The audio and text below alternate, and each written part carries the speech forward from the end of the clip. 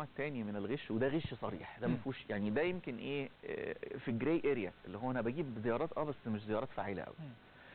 النوع الثاني بقى لا، النوع الثاني غش صريح، وهو تصنيع الزيارات من خلال مجموعه من البرامج شغلانتها انها تزيف الزيارات.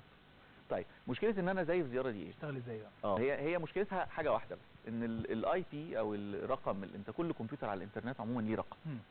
الرقم ده معظم البرامج اللي بتقول هو في كام زياره على الموقع بتحسبها بالرقم، بطاقتك على الانترنت، بطاقتك بالظبط كده.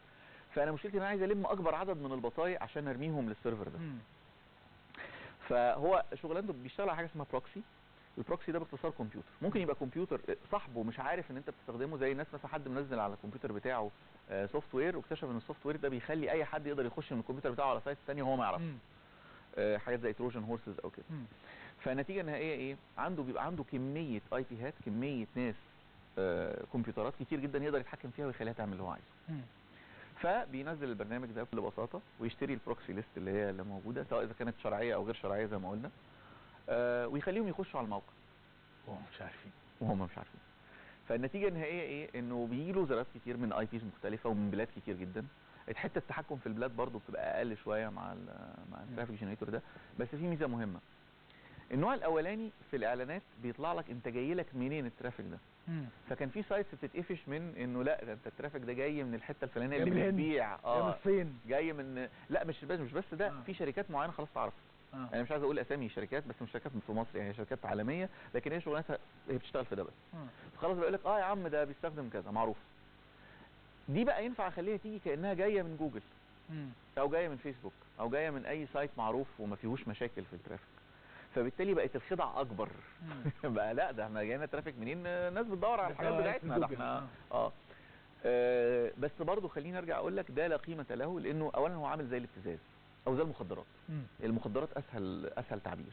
انت كراجل صاحب موقع النهارده لما تروح تشتري ترافيك مضروب، خليني اقول يعني، يا اما تكمل وتفضل تصرف فلوس، ولو عايز تعليه هتفضل تعليه وهيفضل يغلى عليك، لو بطلت في اي مرحله من المراحل هتبان بقى في حجمك الحقيقي.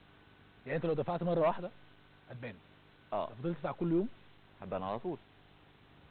فانت كده الترافيك بتاعك بقى الطبيعي كده. انا بقى لي على اليكسا مثلا بس انت كل ده بيكلفك فلوس. في ناس تقول لك طب وايه يعني ما يكلفني فلوس؟ ما هو المشكله ان لما المعلنين تيجي هتتكشف برضه. ازاي بقى المعلنين يكتشفوا؟ لانه هيكتشف انه ما بيجيلوش خالص اي نوع من الضغطات، يعني لما الراجل ما شاف الاعلان طلع، لانه احنا زي ما قلنا بيطلع في بوب اندر، طلع باي شكل من الاشكال، لكن ما حدش دخل عليه.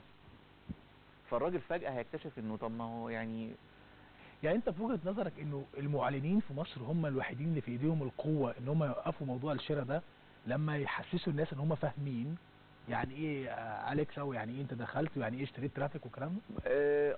ولا بالنسبه للمواقع الصغيره، يعني موقع لسه جديد وقرر انه يعمل اسمه بفيك ترافيك، ده مش هيقدر يكمل. ده بطبيعي المعلنين، هو اصلا اي موقع حتى لو عنده ترافيك بجد، بالمناسبه المعلنين ما بيجوش من اول يوم كده يا جماعه احنا عملنا يعني عندنا خلاص هنحط اعلانات على هذا الموقع لانه موقع كويس او انا مقتنع بيه. ده بيحصل لكن بنسبه قليله جدا، معظمهم بيبقوا عايزين اسامي. فلما بقى موقع صغير اقول لهم 5 في اليكسا ويشتري وبعدين يكتشف، خلاص هو مش هيشتغل معايا تاني. ده لو اشتغل. طب هل انا ممكن اكون مجنون شويه لو قلت لك، وانا عارف الموضوع ده معقد جدا ومستحيل في موضوع التكنولوجي ده، لو قلت لك ايه المانع انه مصر تتبنى مبادره او حمله ما